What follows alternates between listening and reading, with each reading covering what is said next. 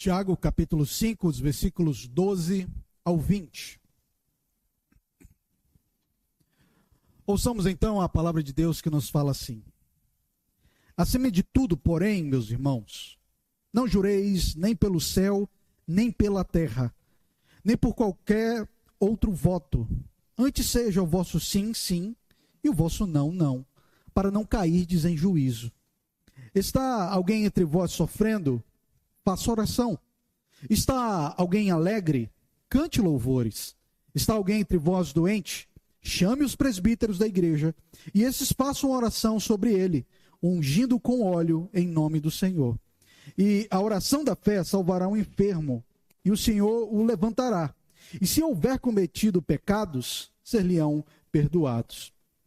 Confessai, pois, os vossos pecados uns aos outros, e orai uns pelos outros, para serdes curados. Muito pode, por sua eficácia, a súplica do justo. Elias era um homem semelhante a nós, sujeito aos mesmos sentimentos, e orou com instância, para que não chovesse sobre a terra, e por 3 anos e 6 meses não choveu. E orou de novo, e o céu deu chuva, e a terra fez germinar seus frutos. Meus irmãos, se algum dentre vós se desviar da verdade, e alguém se converter, sabei que aquele que converte o pecador do seu caminho errado, salvará da morte a alma dele e cobrirá multidão de pecados. Vamos orar mais uma vez?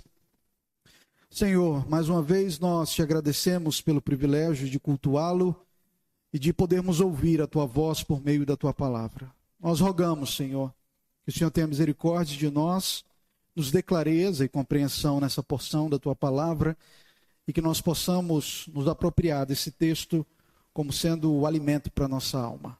E nós oramos, gratos, e pedimos que o Senhor nos abençoe em nome do Senhor Jesus Cristo. Amém. Queridos, nós estamos então caminhando para a conclusão da exposição dessa carta de Tiago.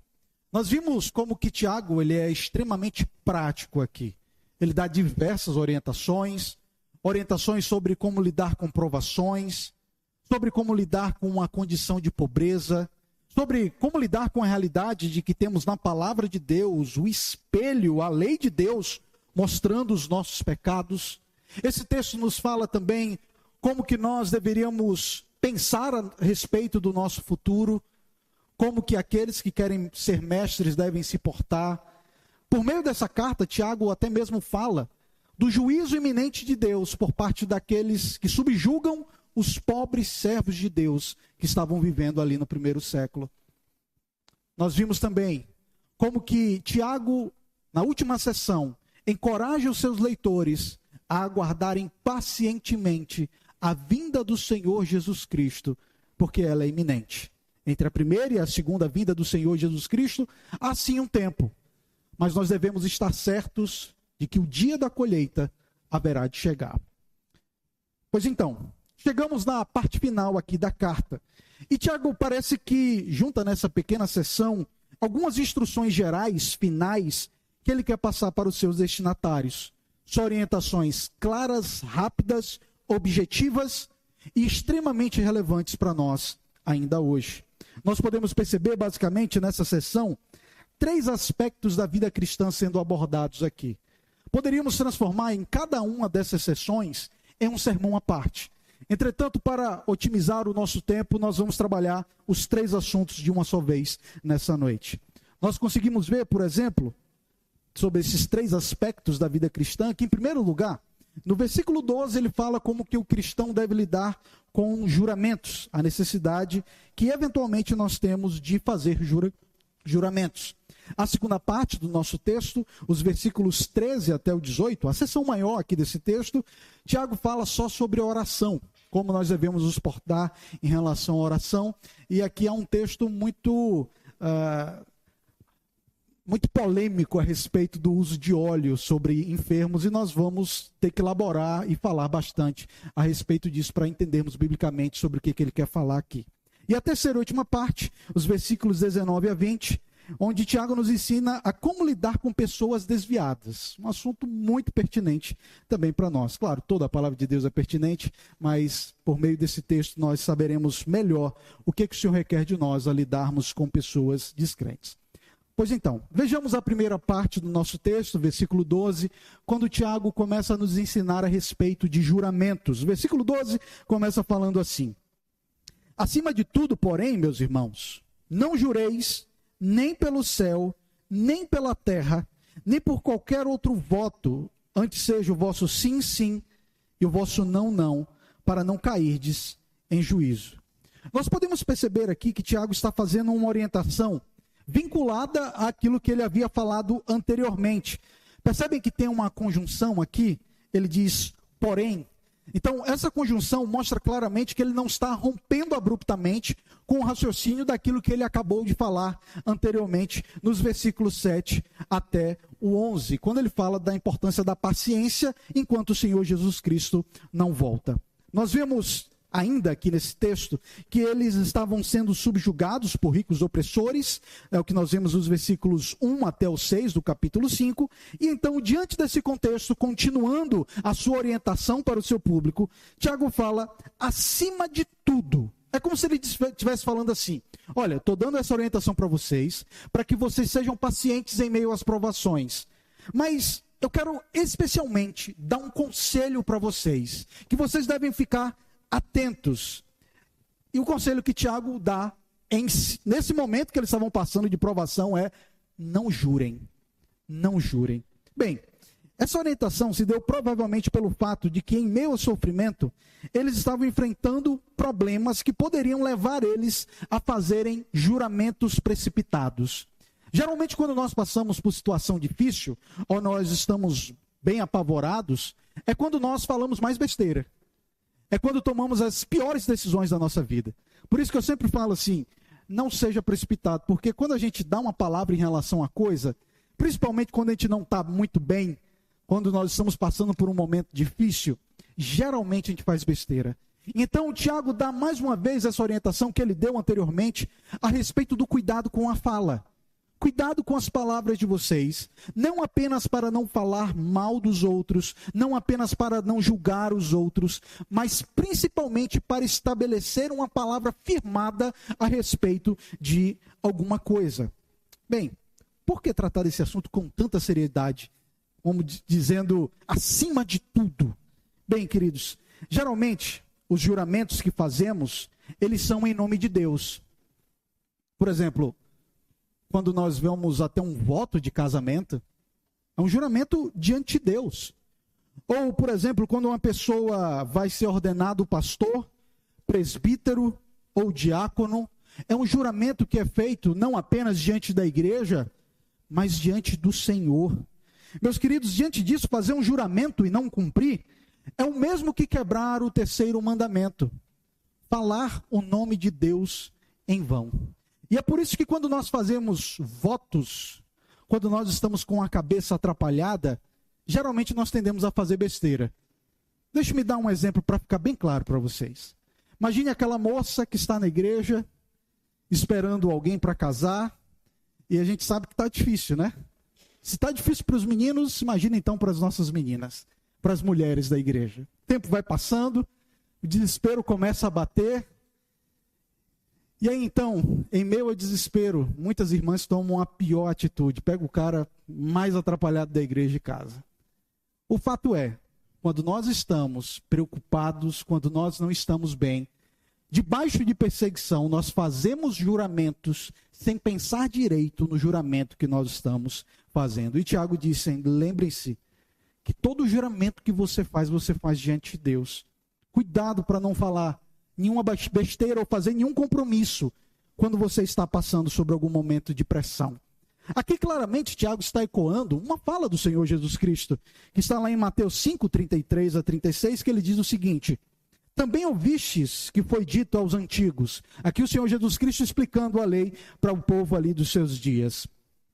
Não jurarás falso, mas cumprirás rigorosamente para com o Senhor os teus juramentos. Então, possivelmente, Tiago está ecoando o Senhor Jesus Cristo, que fala a respeito de um juramento falso, ou que pode se tornar um juramento falso. Então, não é não jurar por não jurar, o juramento que pode acabar se tornando um juramento falso. E aí o Senhor Jesus Cristo diz algo muito importante, ele diz: eu, porém, vos digo, de modo algum jureis, nem pelo céu, por ser o trono de Deus, nem pela terra, por ser o estrado de seus pés, nem por Jerusalém, por ser a cidade do grande rei.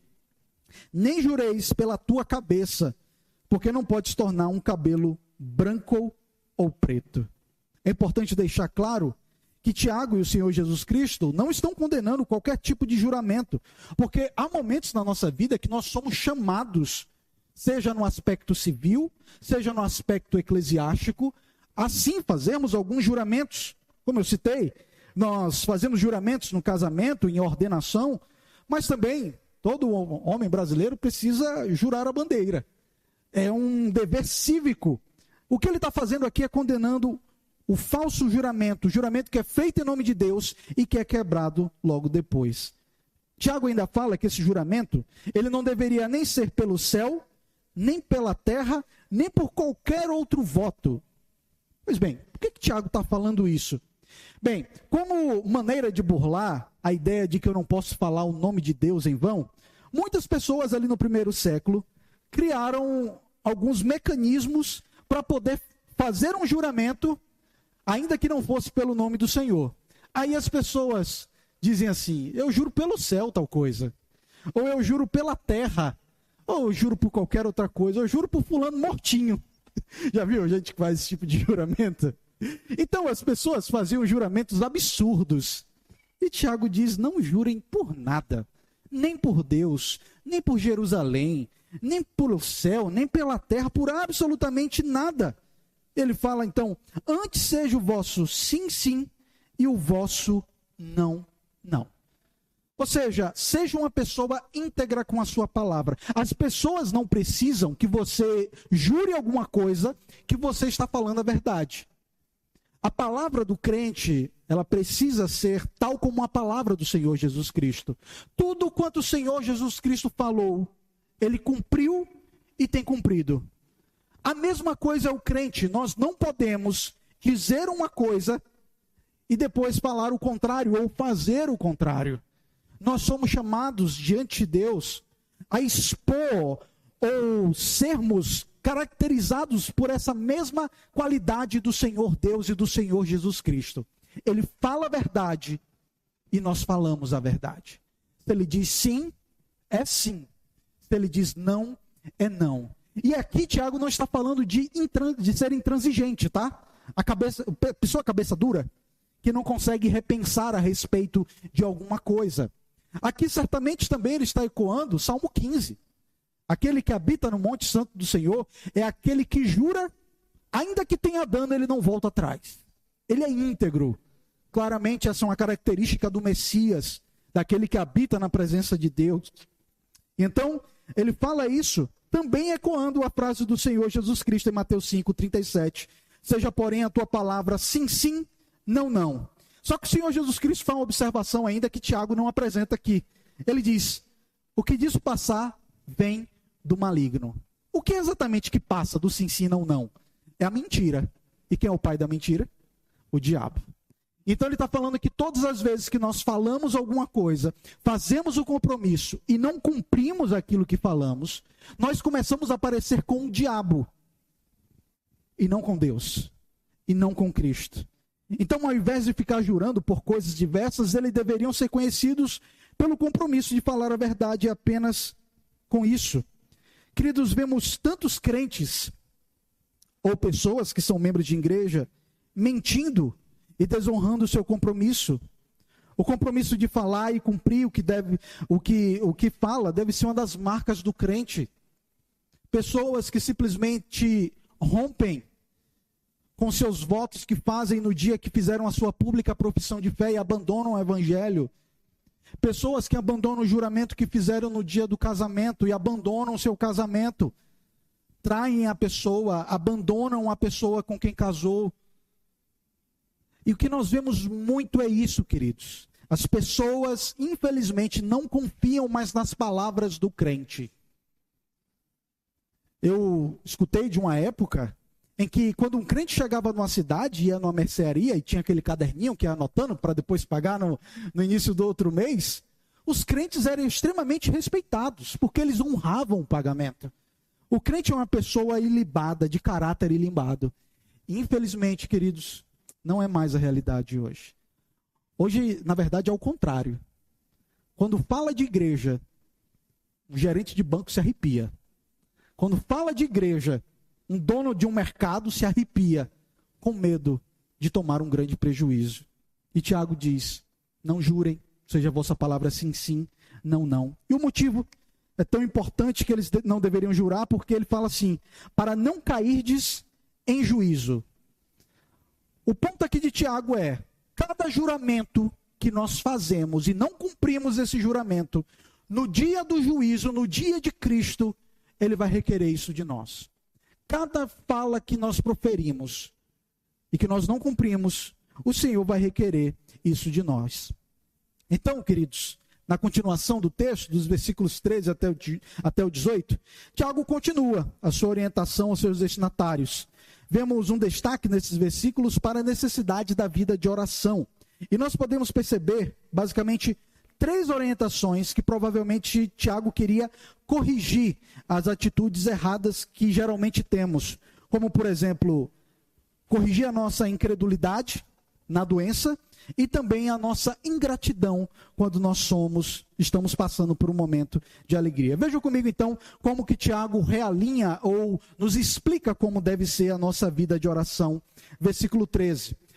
Tiago começa então fazendo uma primeira orientação, se referindo a como lidar com o sofrimento. Então percebam uma coisa, a partir aqui do versículo 13, ele faz 3 perguntas seguidas pela devida resposta.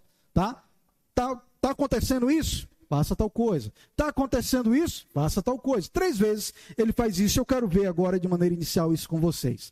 A primeira coisa que ele fala no versículo 13 é, está alguém entre vós sofrendo? Pergunta. E aí vem a resposta. Está sofrendo, então, faça uma oração. Bem, vimos que aqueles crentes eram pobres e oprimidos pelos ricos. E por esse motivo eles sofriam. É o que nós vemos lá do versículo 7 até o versículo 11 do capítulo 5 aqui em Tiago. E também nós, de maneira semelhante a esses irmãos do primeiro século, entretanto sendo uma natureza de sofrimento diferente, nós também sofremos por diversos motivos. Angústias na alma, nós sofremos por falta de dinheiro, nós sofremos por problema na família, problema na saúde, problema com o filho, todo mundo sofre. Cada um tem a sua dor e o seu sofrimento. E é diante de situações assim, independente de qual seja a sua dor, o seu sofrimento, Tiago diz o seguinte, está sofrendo, está passando por um momento difícil? Faça uma oração. Busque a presença de Deus em oração. Ao dizer isso, Tiago mostra que Deus atende ao clamor dos seus filhos aflitos. Nós devemos ter essa certeza de que o Senhor nos recebe, nos acolhe, alivia a nossa dor e a nossa angústia em meio ao nosso sofrimento. Está sofrendo, meu irmão? Que seja a luz piscando, chamando você para a oração. É sobre isso que Tiago está falando. Não busque só resolver os seus problemas. Talvez vocês se lembrem da parábola do juiz Inico, em que tinha a viúva, e a viúva correu atrás do juiz Inico, mas em nenhum momento naquela parábola é descrito que ela buscou a presença de Deus em oração. E parece que a gente esquece de Deus no momento da oração, no momento do sofrimento. Por outro lado, nós também não temos só momentos difíceis, nós também temos momentos felizes. E Tiago, ele fala o seguinte, está alguém alegre? Cante louvores. Essa então é a segunda orientação de Tiago nessa sessão, dos versículos 13 até o 17.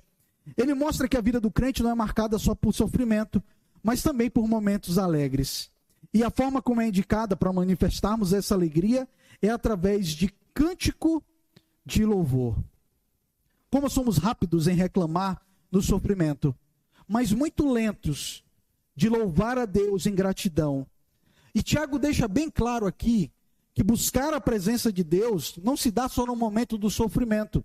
Nós nos lembramos dele no dia ruim, mas no dia bom nós também nos lembramos dele. Não bata no seu peito, tal como nós lemos em Deuteronômio, e diga: eu consegui tal coisa, eu fui promovido, eu consegui tal dinheiro, eu consegui concluir tal projeto, eu consegui minha formatura. Não! Cante a Deus, louve a Deus por isso. Reconheça a bondade do Senhor, diz Tiago. Mas há também uma terceira orientação no versículo 14. E dessa vez ele orienta os crentes a como lidar com o enfermo. Bem, agora o texto vai começando a ficar divertido aqui, a gente vai ter que elaborar bastante em cima desse texto, tá bom? Versículo 14 diz o seguinte: está alguém entre vós doente? Chame os presbíteros da igreja. Aparentemente, esses doentes a quem Tiago se refere eram pessoas acamadas que não estavam podendo ir até a igreja. Então, se a pessoa tinha que chamar o presbítero, ela não poderia ir até o presbítero. Então, indicando uma condição de uma pessoa que está acamada. Os presbíteros, ou os anciãos aqui, são aqueles líderes da igreja, os mais experientes na fé, que nós, presbiterianos, entendemos que esses são, então, eleitos pela igreja e estabelecidos como parte do conselho que conduz a igreja do Senhor Jesus Cristo, a igreja local. Então, percebam que a atitude de chamar os presbíteros é do doente.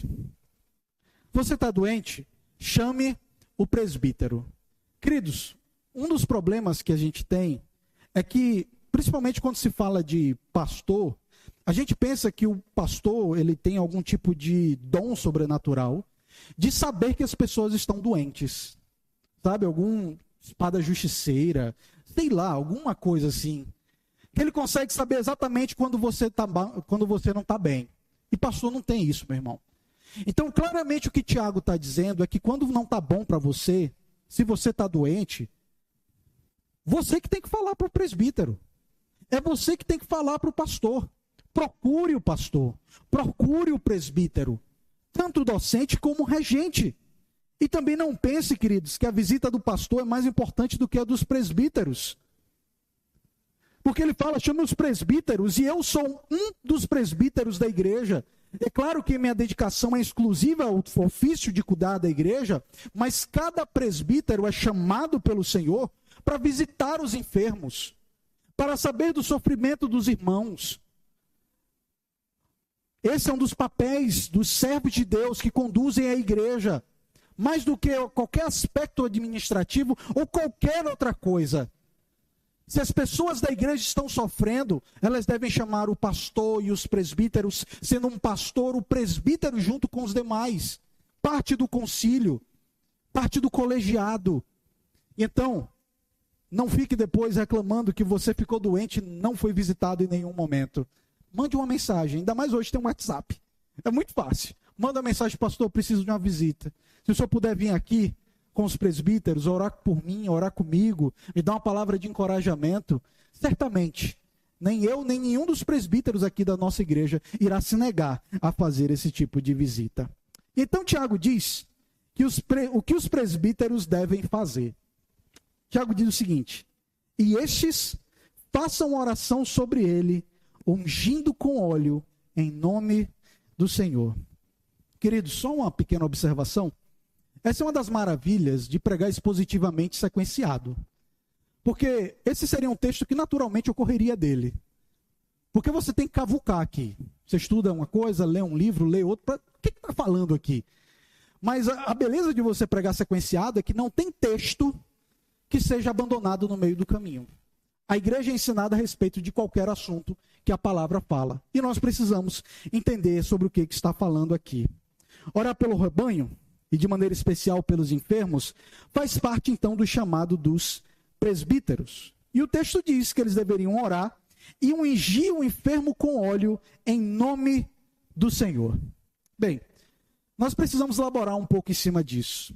No decorrer da história da igreja cristã, essa prática foi distorcida. Primeiro pelos católicos, que criaram aquilo que é chamado de extrema unção, que se tornou um sacramento no século VIII. Então, quando você vê o padre indo até uma pessoa que está à beira da morte para dar a extrema unção, é na verdade um cumprimento do que esse texto diz. Então, eles entendem que aqui Tiago está estabelecendo mais um sacramento. E desde o século VIII, a Igreja Romana fala a respeito disso. Mas esse é um equívoco, porque biblicamente só existem 2 sacramentos, que é o batismo, como selo de entrada no povo da aliança, e a Santa Ceia. A unção com óleo não é um meio de graça, não é um sacramento dado pelo Senhor. Mas também há o erro dos neopentecostais a respeito disso. Eles usam o uso do óleo como algo místico nos seus cultos. O pastor orou, mas o pastor não só orou. O pastor passou o óleo, meu irmão. O negócio vai funcionar, eu vou ser curado. Isso é algo muito comum nos movimentos neopentecostais. Não é à toa que quando você compra aquele kitzinho para poder levar a ceia na casa dos irmãos, certamente vai vir um frasquinho para você poder botar um óleo ali. Pois então, a IPB, a Igreja Presbiteriana do Brasil, e eu como ministro da Igreja Presbiteriana do Brasil, devo me submeter àquilo que o Supremo Concílio estabelece. Ela tem uma resolução sobre isso.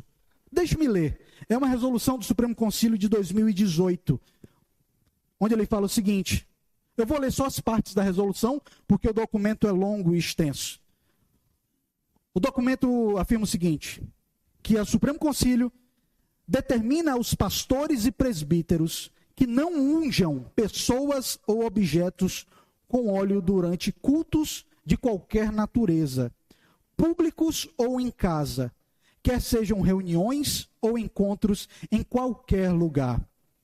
O Supremo Concílio decide também determinar que não se pratique a unção com óleo em qualquer circunstância, pois o mesmo não é nem parte de um rito cerimonial, nem um sacramento dado por Cristo. Esse documento foi produzido fechando ainda mais a resolução da Igreja Presbiteriana do Brasil, que em 2014, na reunião anterior do Supremo Concílio, havia deixado essa prática a cargo dos seus conselhos. Depois de elaborar, e aqui nós temos um documento onde a composição dele estiveram os doutores da igreja, como Augusto Nicodemos, Hernandes Dias Lopes, é um documento que você pode ter acesso. A resolução da igreja desde 2018 em hipótese alguma, unjam com óleo. Mas o que vemos é que a utilização do óleo na Bíblia, dentro do Novo Testamento, ele tem alguns critérios muito claros, especialmente quando nós olhamos para esse texto. A primeira coisa que nós vemos sobre o uso do óleo é que esse uso era para pessoas doentes e não para todos os crentes de maneira indiscriminada. Já viu? Quem é que recebe o óleo? É quem está doente. E às vezes acontece de você ir em alguma igreja e está lá o pastor passando óleo em todo mundo. Bem, ele fala que o uso do óleo é só para quem está enfermo. Tem uma característica clara nisso. Além disso, esse uso do óleo não era um elemento de culto. Era na casa do enfermo, em um momento de oração pelo enfermo. Então a ideia de um culto onde as pessoas veem que o pastor passa o óleo e a pessoa não está doente, na verdade é antibíblico. Claramente, porque o texto fala, na casa da pessoa que está doente, você vai e passa o óleo de maneira velada. Sobre essa prática, queridos, existem basicamente 2 interpretações. A primeira interpretação é que o óleo, ao ser aplicado sobre o enfermo, seria símbolo do poder curador do Espírito, como também a presença do Espírito Santo sobre a vida da pessoa, tal como acontecia na consagração dos reis e profetas do Antigo Testamento. Os irmãos conhecem, por exemplo, quando Davi foi ungido rei, quando Saul foi ungido rei, isso aconteceu. Bem, mas há uma segunda forma de interpretação que eu abraço essa interpretação, que é muito presente no comentarista A.T. Robertson, que ele fala que o óleo tem uma finalidade terapêutica, e aqui eu quero falar um pouco mais sobre isso. Vemos em textos da Bíblia passagens em que o óleo é utilizado para tratar doenças. Isaías capítulo 1, versículo 6 diz assim: desde a planta do pé até a cabeça, não há nele coisa sã, senão feridas, contusões e chagas inflamadas, umas e outras não espremidas, nem atadas, nem amolecidas com óleo. O óleo sendo utilizado aqui como um medicamento para tratar uma doença. E na parábola do bom samaritano, o Senhor Jesus Cristo também fala, em Lucas 10, 34. E chegando-se, pensou-lhe os ferimentos, aplicando-lhes óleo e vinho. E colocando sobre o seu próprio animal, levou-o para uma hospedaria e tratou dele. Diante disso, queridos, ao que parece a condição aqui é do presbítero, que adquire o medicamento que aquele irmão precisa, vai dar um medicamento para aquela pessoa e ora com a pessoa. É porque às vezes a gente pensa o seguinte: ou Deus cura só pela oração, ou Deus cura só pelo remédio. A gente pensa isso. A gente pensa que quando a gente toma um remédio, não foi Deus que nos curou, foi o remédio. Quantas pessoas tomam um remédio e não faz efeito nenhum? O fato é que Deus dá a graça do medicamento para a gente. Então, o que cura um câncer de uma pessoa não é a quimioterapia, não é o tratamento. Acima de tudo, é o Deus que conduz a terapia e o tratamento para que alcance êxito. Afinal de contas, todos são curados por meio de uma quimioterapia? Não. Todo mundo tem os mesmos benefícios ao utilizar um medicamento? Claro que não. E é por isso, então, que aqui é como se Tiago estivesse dizendo: o que adianta eu ver um irmão da igreja doente, eu vou lá, oro por ele, ele está com uma dor de cabeça e não dou uma dipirona para ele? Não serve para nada. Dê a dipirona e ore. É basicamente isso. A soberania de Deus por meio da nossa expressão de oração e a responsabilidade humana. Faça tudo o que a sua força tem para fazer. Leve nos melhores médicos, dê o medicamento que tiver que dar e ore por essa pessoa. É basicamente isso. E criou-se então, queridos, uma ideia de um misticismo por meio do uso desse óleo. E ao que parece a coisa é muito mais clara do que a gente pensa. Muito mais simples. Dê o remédio e ore pela pessoa. É basicamente isso. Eu sei que há pessoas que interpretam de maneira diferente. Pessoas sérias, pessoas boas. Mas eu, diante do meu estudo, eu cheguei a essa conclusão. Mas não se surpreenda em encontrar pessoas sérias com outra posição. Mas eu entendo aqui o uso como um fim terapêutico. Então, orar e ungir com óleo devem ser feitos, segundo o texto, em nome do Senhor. Ou seja, fazer esse ato como um representante de Cristo. Você já viu uma pessoa que diz: eu estou fazendo tal coisa em nome de fulano? Ou seja, você está fazendo como um representante de fulano.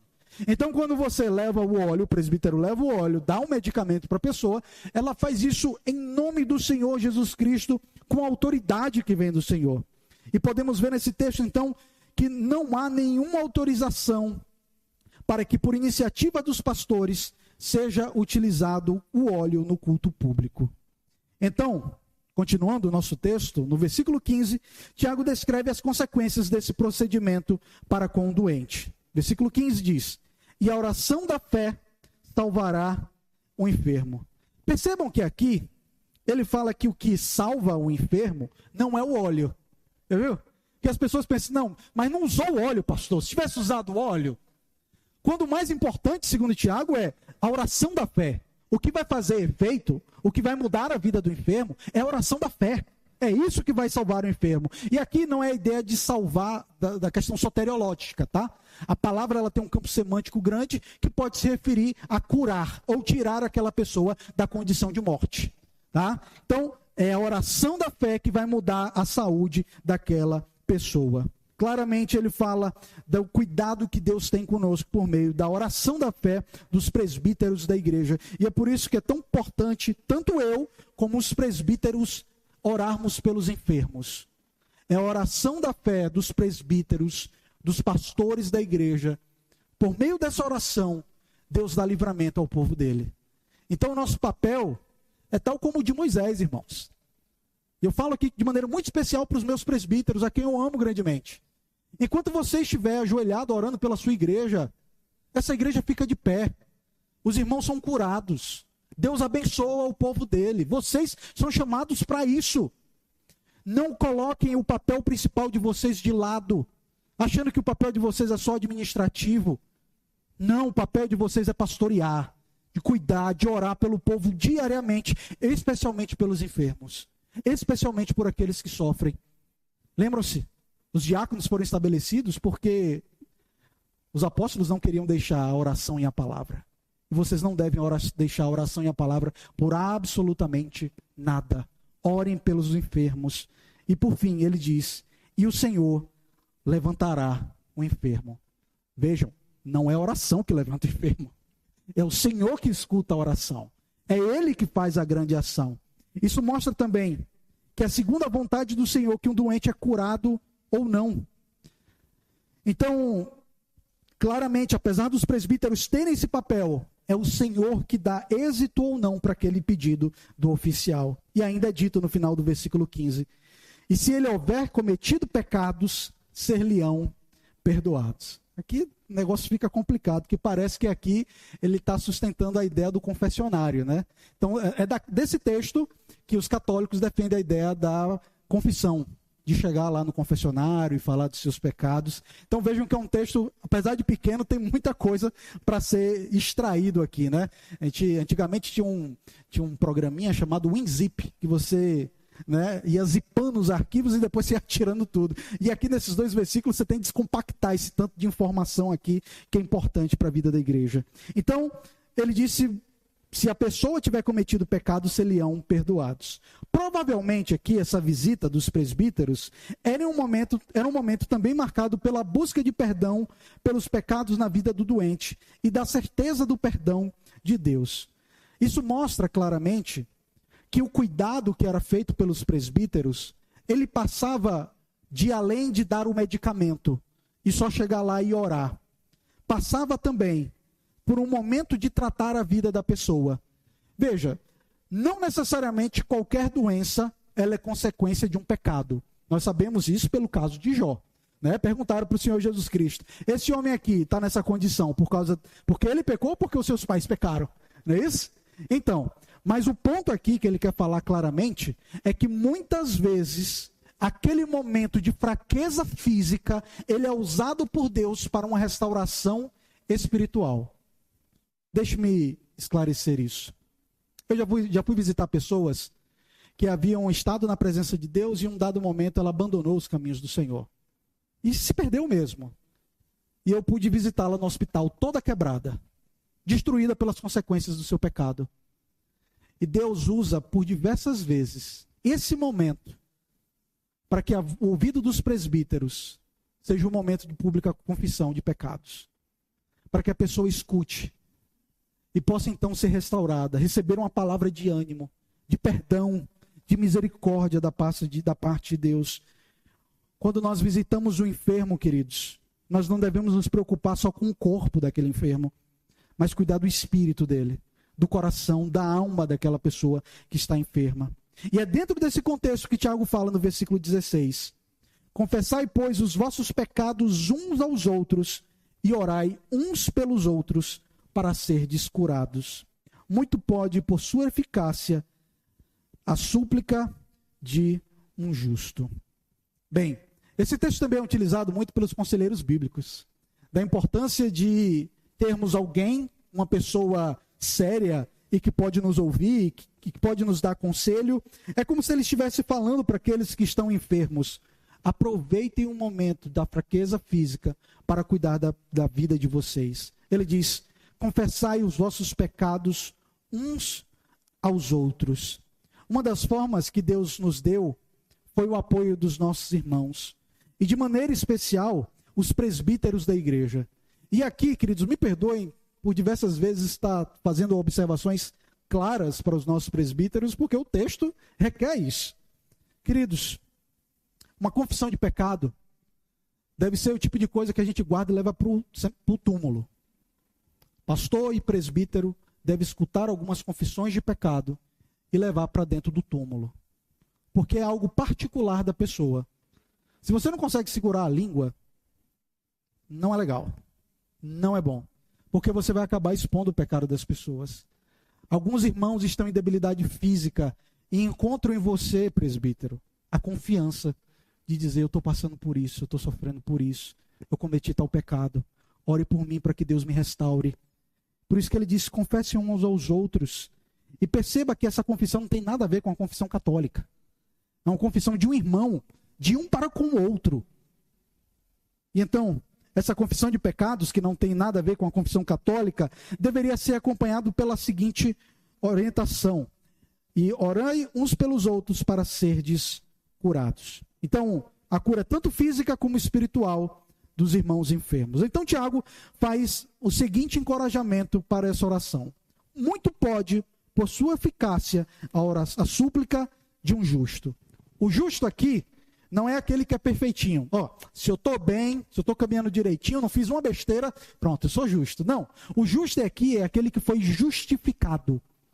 Então, aquele que foi justificado por Cristo, foi purificado dos seus pecados, essa pessoa ora por uma outra que está enferma, sabe que essa oração tem uma grande eficácia.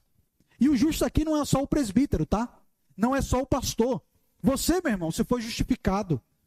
E você pode ser instrumento de bênção na vida do irmão. E tem muita eficácia a sua oração. Não pense que é só a oração do pastor que tem um Wi-Fi melhor, uma conexão melhor, porque não é assim, tá? O justo, o justificado por Cristo, ele pode fazer súplica para que os irmãos sejam curados e Deus escute. E então, nos versículos 17 e 18, ele dá um exemplo prático disso. Ele diz como que a oração pode ter um efeito grandioso. Ele diz assim: Elias era homem semelhante a nós, sujeito aos mesmos sentimentos, e orou com instância para que não chovesse sobre a terra, e por 3 anos e 6 meses não choveu. E orou de novo, e o céu deu chuva, e a terra fez germinar os seus frutos. O objetivo de Tiago aqui é destacar o feito maravilhoso que se deu no ministério do profeta Elias, no período do reinado do rei Acabe. No período do reinado de Acabe, Israel vivia em uma grande iniquidade. E de maneira especial, por causa do casamento dele com uma mulher chamada Jezabel. Uma mulher que volta a ser citada até mesmo no livro de Apocalipse como uma expressão de iniquidade, de pessoa perversa. Nós vemos isso lá no primeiro livro de Reis, capítulo 17. E diante disso, então, dessa perversidade do povo de Deus, Elias orou com insistência a Deus para que não chovesse sobre Israel e Israel fosse punido por causa dos seus pecados. Se você ler Deuteronômio 28, você vai ver claramente que essa é uma das maldições da lei do Senhor. Se vocês me abandonarem, não vai cair chuva do céu. E se não cair chuva do céu, não tem comida, não tem plantação. E Elias fez o quê? Ele invocou a maldição presente lá em Deuteronômio 28, por causa da condição de perversidade do povo de Deus. Ele orou. E adivinha o que foi que Deus fez? Fechou a torneira. E de fato não choveu, o texto diz, por 3 anos e meio. Imagina, 3 anos e meio, sem cair um pingo de água do céu. Que desespero. É isso que ele fala: e orou com instância para que não chovesse sobre a terra, e por 3 anos e 6 meses não choveu. E então no versículo 18, vemos que o mover de Deus, de acordo com a oração de Elias, não parou só no fato da chuva ter cessado, mas também no voltar a chover. O texto diz: e orou de novo, e o céu deu chuva, e a terra fez germinar os seus frutos. Ou seja, ele orou e voltou a chover. Mas antes de falar desses milagres maravilhosos, no versículo 17, Tiago destaca quem é esse Elias. Quem foi esse homem que fez uma oração e Deus simplesmente fechou a torneira dos céus? Quem foi esse homem que orou e choveu dos céus? Bem, versículo 17 diz assim: Elias era homem semelhante a nós, sujeito aos mesmos sentimentos. Você está achando que era um super-homem? Você está achando que quando ele abria a camisa aqui tinha um S, alguma coisa do tipo, o símbolo do Batman? Não. Era um crente como eu e você. É isso que Tiago estava falando. O que era o distintivo da vida de Elias? Ele era um justo. E um justo, quando ora, Deus faz muitas coisas. Não menospreze os efeitos da sua oração diante de Deus. Você acha mesmo que Elias era melhor do que você? Não era, um pecador, que foi justificado da mesma forma que eu e você. Claro, um homem usado por Deus, mas um pecador. Uma pessoa que sofreu com as mesmas crises que você sofre, que talvez tenha cometido o mesmo pecado que você já cometeu em algum momento, sujeito aos mesmos sentimentos. Quais sentimentos? Você já teve aquele dia que que você parecia que estava voando, é o crente mais crente da face da terra, e tem aquele dia que você acha que é o crente mais lixo. Pronto, Elias passou por isso. Tinha dia que ele se achava o homem mais crente do mundo, mas ele teve dias péssimos, assim como eu e você. Momentos de baixa, momentos de alta, mas era um homem justo, justificado pelo sangue do Cordeiro, e com as mesmas paixões que eu e você, mas ele orou, queridos, e o Senhor então mudou a situação daquele povo. Por fim, nos versículos 19 a 20, Tiago faz a sua instrução final da carta e nos orienta como lidar com os desviados. Então aqui agora nós vamos nos despedindo dessa carta preciosa. Os versículos 19 a 20, Tiago ensina como nós devemos lidar com desviados. Deixe-me então ler todos os 2 versículos e depois a gente vai então seccionando o texto, entendendo o que ele está falando aqui. Ele diz assim: meus irmãos, se algum dentre vós se desviar da verdade e alguém o converter, sabei que aquele que converte o pecador do seu caminho errado, salvará da morte a alma dele e cobrirá multidão de pecados. A pergunta que surge é: por que será que Tiago acaba a sua epístola com essa orientação a respeito de desviado? Por quê, né? Geralmente Paulo acabava saudando todo mundo, né? Saúde fulano, cicrano. Não, Tiago diz, não, ó, lembre dos desviados. Por que isso, queridos? Os destinatários dessa epístola eram crentes que sofriam perseguição por causa da sua fé em Cristo. E diante disso, muitos deles, ao que parece, estavam abandonando a fé. Ao que parece, o público de Tiago eram judeus que haviam se convertido, e depois que começaram a sofrer a perseguição, muitos deles estavam voltando para o judaísmo. Lembram-se da carta aos Gálatas? É sobre isso que Paulo fala. Lembram-se da carta aos Hebreus? É sobre isso que o autor fala. Então foi um dos grandes problemas da igreja no seu início. Pessoas que vinham do judaísmo, que começavam a entender que Jesus era o Messias, e logo depois ela disse, opa, houve um equívoco aí. Esse cara não é o Messias. E começavam a deixar a fé. E Tiago então começa a falar como lidar com essas pessoas. Ele fala claramente que nós não deveríamos desprezá-las, mas buscar para que elas fossem realmente salvas. Ele diz, meus irmãos, se algum dentre vós se desviar da verdade. A existência de uma pessoa desviada é algo muito comum, queridos, desde o início do cristianismo. Provavelmente você se lembra de pessoas que se desviaram da fé na sua caminhada. Quantos desviados você poderia contar? Eu tenho certeza que os dedos da sua mão seriam poucos, né? Quantos que corriam bem, de ti longe agora vão, nós cantamos, né? Outros seguem, mas também sem fervor vivendo estão. Ou seja, ele está falando de gente que desviou e saiu da igreja, e gente que desviou e continua na igreja. Porque existe, tá? Existem desviados que ficam na igreja. Por quê? É cultura. Eu aprendi de pequeno a ir para a igreja, pastor. Então ele está falando aqui da possibilidade real de pessoas se desviarem. Vocês se lembram, por exemplo, de Judas? Um desviado. Se lembra de Demas? Se lembra de Paulo lá na carta ao Timóteo, falando de Alexandre, que lhe causou muitos males? Quantos desviados nós poderíamos mencionar aqui da Bíblia? Pois então, você com certeza se lembra de pessoas que caminharam assim. São diversos os motivos para uma pessoa abandonar a fé. Algumas abandonam para viver nos seus prazeres e outras para abraçar outras religiões. Então ele diz, e alguém o converter. Bem, entenda, quem converte é o Espírito Santo, mas aqui ele está se referindo a um instrumento utilizado pelo Espírito. Deixe-me explicar melhor. Imagine que você pega uma laranja e corta uma laranja com a faca. Você diz, a faca cortou a laranja. Não, não foi a faca que cortou a laranja. É quem está usando a faca que cortou a laranja. Mas você pode dizer, a faca, quando você diz, né, que a faca cortou a laranja, você está usando o instrumento como sendo o agente que fez a ação. Mas na verdade ele foi o instrumento que fez a ação. Então, claramente, quando ele fala aqui de alguém convertendo o desviado, ele está dizendo que Deus pode utilizar você para trazer uma pessoa de volta para o meio do povo de Deus. Quando você conversar com o desviado, trouxer ele de volta para a igreja, não bata no peito e diga, olha, fulano ó, tinha abandonado o evangelho e trouxe de volta, pastor. Não, foi o Senhor que te usou. Foi o Senhor que te usou. E deixa eu lhe dizer, quando ele quer usar alguém, ele usa até uma mula para falar. Ele usa quem ele quer, do jeito que quer, na hora que quer. Tá? Ele usa um peixe, um grande peixe para engolir o homem. Ele fala do jeito que ele quer. E então ele diz de alguém converter.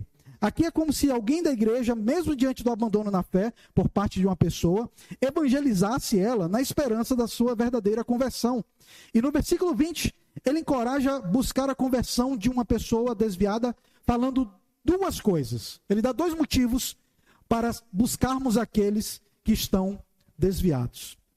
Primeiro, início do versículo 20. Sabei que aquele que converte o pecador do seu caminho errado, salvará da morte a alma dele. Ao falar isso, fica claro que essas pessoas desviadas, na verdade, nunca foram crentes. Elas estavam mortas. E às vezes, o morto parece vivo, tá? Ele se veste como vivo. Ele está maquiado como um vivo. Mas está morto. E Tiago diz, você pode salvar uma pessoa da morte. E mais, segunda parte do versículo 20. E cobrirá multidão de pecados. Isso é o mesmo que dizer que a multidão de pecado dessa pessoa desviada foi coberta. Ou seja, esses muitos pecados não serão utilizados para condenar elas no dia do juízo. Meus queridos, é claro que esse texto está falando da importância de orarmos pelas pessoas que abandonam a fé, que um dia estiveram no nosso meio e que o nosso papel é buscá-las. Claro que isso deve ser feito com consciência e sabedoria. Nós nunca devemos esquecer isso. A sabedoria para poder buscar essas pessoas. Lembrem-se, o texto fala do Senhor Jesus Cristo como sendo um bom pastor, que deixa as 99 e vai buscar aquela ovelha perdida. Mas tem uma coisa, essa é uma ovelha, tá? Não é bode. E às vezes a gente está querendo ir lá buscar o lobo, para botar por dentro do local das ovelhas. Então a gente tem que ser muito atento, evangelizar essas pessoas, para que no meio do povo de Deus fiquem convertidos. Nós temos que aprender, irmãos, sim, a perder pessoas. Igreja não só recebe e ganha pessoas, igreja também perde pessoas. E graças a Deus que perdemos algumas delas, porque é um livramento. Muitas vezes é um livramento. Mas nós nunca podemos deixar de orar por essas pessoas, para que elas se arrependam e voltem. Para você, irmã, que tem um filho desviado, continue orando pelo seu filho. Você sabe o que você ensinou. Você sabe como você se esforçou por esse filho. E lembre-se que você pode tirar a vida do seu filho da morte. Você pode trazer ele à vida mais uma vez. Tirá-lo da morte eterna para a vida em Cristo. E por meio da sua vida, uma multidão de pecados podem ser cobertos. Não importa quantos pecados a pessoa cometeu, não importa o quanto que ela aprontou, esses pecados são cobertos. E o sangue de Cristo purifica de toda iniquidade. E a graça de Deus está sobre a vida dessas pessoas. Meus queridos, que nós podemos encerrar essa exposição. Eu creio que 3 aplicações ou 3 lições são bem claras aqui nesse texto e estão vinculadas a cada uma das 3 sessões que nós olhamos aqui. A primeira coisa que eu quero destacar, trazer de aplicação para nós, é que Deus se apresenta na Bíblia como aquele que promete e cumpre a sua palavra. Nós comumente falamos de um Deus que é um Deus de promessas. Até cantamos, né? Deus que não é homem para mentir. Pois bem, esse é o Deus que servimos. De fato, Ele não mente. Ele não dá uma palavra dúbia. E devemos refletir essa característica do nosso Senhor. A nossa palavra deve ser uma palavra de confiança. E a maior promessa de Deus, o maior juramento de Deus, foi cumprido. Lembram-se quando os nossos primeiros pais caíram? Qual foi a promessa que Ele fez? Qual foi o juramento que Ele fez? De ti virá aquele que esmagará a cabeça da serpente. E Deus sabia claramente que o homem não seria capaz de honrar com os termos do pacto e da aliança que havia feito com ele. É por isso que no momento em que vai estabelecer uma aliança com Abraão, quando Abraão parte os animais, não é Abraão que passa por entre os animais, é o próprio Deus, dizendo: eu juro por mim mesmo, a minha morte vai ser o motivo para que minha aliança seja firmada. E então, o que nós vemos é no Filho de Deus, o cumprimento da plena palavra do Senhor, de um Deus que prometeu que haveria de nos salvar, que nos tiraria do império das trevas, que disse que esmagaria a cabeça da serpente. E veja se não foi isso que ele fez na cruz, cumprindo a sua palavra. E nós aguardamos confiantemente a plenitude do cumprimento da sua palavra, quando ele disse que haveria de voltar. Voltaram a segunda vez, para poder nos resgatar e nos tirar da condição de miséria espiritual. Assim como Deus cumpre a palavra dele, cumpra a sua palavra. Sim, sim, não, não. Reflita a Deus na sua vida. A santificação é um processo pelo qual a imagem de Cristo é refeita em nós. E parte desse processo da imagem de Cristo ser refeita em nós, passa pela forma como falamos. Não apenas de não falarmos mal uns dos outros, mas também por falarmos e cumprirmos a nossa palavra. A segunda aplicação que nós podemos tirar aqui desse texto, claramente que nós devemos orar pelos nossos irmãos que passam por enfermidades, tanto no corpo quanto na alma. Queridos, esse texto mostra claramente que o homem, ele é uma unidade entre duas substâncias. Em um aspecto físico, mas há um aspecto espiritual também. Muitos dos nossos irmãos estão sofrendo fisicamente. E tantas vezes, o motivo dessa dor física passa também por questões espirituais. Pecados deliberados. Eu já falei para os irmãos que uma das consequências do pecado é que literalmente ele deixa a pessoa biruta. A pessoa sai da caixa. O pecado, ele vai destruindo a mente das pessoas. E é por isso que Tiago diz aqui, quando vocês forem, dê o remédio, ore pela pessoa, cuide do corpo dela, mas não deixe de orar pela alma dessa pessoa. Devemos orar com fé. Devemos orar com fé por aqueles que estão enfermos em nosso meio, sabendo que o mesmo Deus que ouviu o pecador Elias, é o mesmo Deus que nos ouve hoje. Mesmo diante do fato de sermos pecadores, ele simplesmente diz: olha, a oração de um justo, ela é ouvida por Deus. Ainda que esse justo seja um pecador, tal como Elias, Deus escuta a oração de pecadores por sua graça e misericórdia. A minha terceira e última aplicação é que durante toda a nossa vida iremos lidar com desviados. Infelizmente. Pessoas que amamos e que nunca pensamos que iriam se desviar, podem se desviar. Devemos olhar para os desviados do jeito que eles estão, como descrentes, que precisam de evangelho, precisam ser evangelizados. Por mais que eles conheçam intelectualmente a verdade, saiba, o problema delas é a cegueira. O problema delas é a cegueira. Por isso, ore pela conversão dessas pessoas, na esperança que elas sejam salvas. Ore para que Deus mude o caminho dela, para que você seja o instrumento, para que uma multidão de pecados seja perdoada. Talvez você olhe para alguém que você ama e que se desviou, você diz: eita, fulano já era, foi embora, está vivendo uma vida completamente perniciosa e distante do Senhor.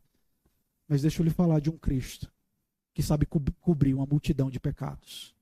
Ele sabe perdoar, ele sabe limpar, ele sabe pegar o homem mais vil, mais imundo e torna um servo para a glória dele. Pega um vaso de desonra e refaz para a glória dele.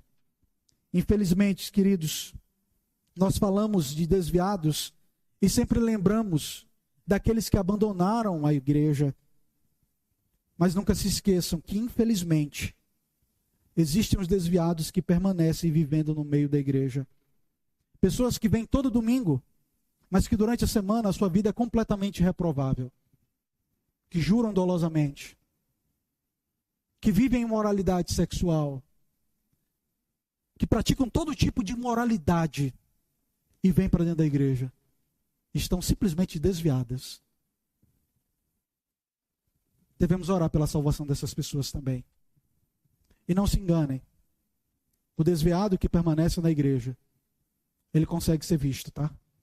Nenhum pecado é tão bem escondido. Nenhum pecado é tão bem escondido. Os desviados que ficam no meio da igreja, eles são vistos. E eu te digo, ore por essas pessoas. Ore pela conversão dessas pessoas.